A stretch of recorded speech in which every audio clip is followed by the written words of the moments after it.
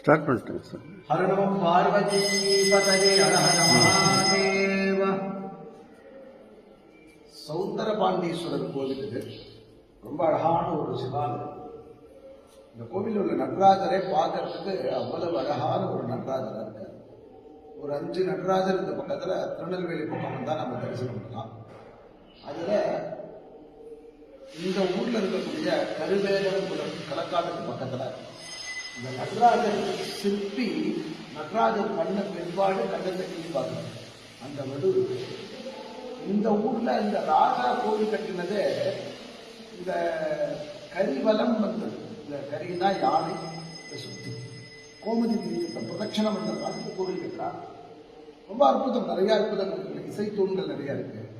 இசைத்தூண்கள் நீங்க பார்க்கறதுல சத்தம் வரும்.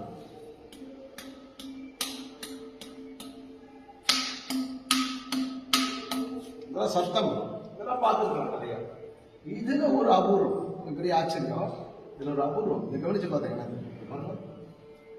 யானி காணிச்ச பாபானி ஜென்மாந்திர கிருதானிச்ச தானி தானி வினசந்தி பிரதட்சிண மதே மதே. பிரதட்சணம் பண்ணுறது தூண் பிரதட்சணம். அவ்வளோ ஒரு ஆச்சரியம் இருக்கு. நல்லா பார்க்கலாம், கவனிச்சு பார்க்கலாம். அமைப்பு விசேஷமா இருக்கு. எல்லாரும் வாங்க அவசியம். அந்த மாதிரி புராதனமான கோவில் இதெல்லாம் எல்லாம் பார்த்து அனுபவிக்கிறதுக்காக ரொம்ப அபூர்வம். நம்மளே பார்க்கறது கோவிலை நம்ம பிரதட்சணம் பண்ணுறோம், தூண் பிரதட்சணம் பண்ணிருக்கோம்.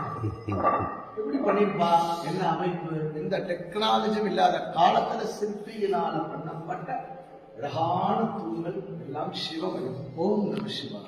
ஓம் நம சிவாய.